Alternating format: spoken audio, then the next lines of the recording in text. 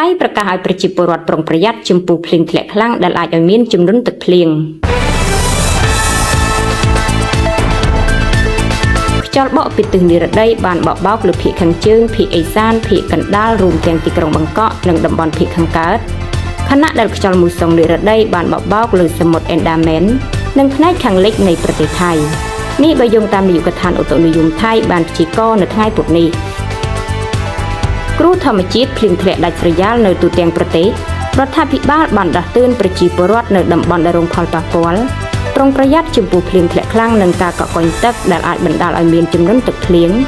និងហូរហៀរជាពិសេសនៅតាមដងផ្លូវទឹកក្បែរជើងភ្នំនិងតំបន់ទំនាបនៅភាគខាងត្បូងរលកសមុទ្រអេនដាមែនត្រូវបានគេរំពឹងថានឹងឡើងដល់កម្ពស់ប្រហែល1ម៉ែត្រក្រោម1ម៉ែត្រនៅជ្រុងសមុទ្រនិងលើសពី2ម៉ែត្រនៅតំបន់ដែលមានផ្គររន្ទះក្រសួងបានព្រមានថានាវាទាំងអស់ត្រូវបន្តប្រុងប្រយ័ត្ននិងបញ្ជាពីបាតុភូតផ្គររន្ទះភាគខាងជើងភាគឦសានកណ្ដាលនិងទីក្រុងបាងកកនឹងមានភ្លៀងធ្លាក់រីប៉ាយនិងភ្លៀងធ្លាក់ខ្លាំងមានសីតុណ្ហភាពអបបរមាពី26ទៅ28អង្សាសេអតិបរមា34ទៅ36អង្សាសេ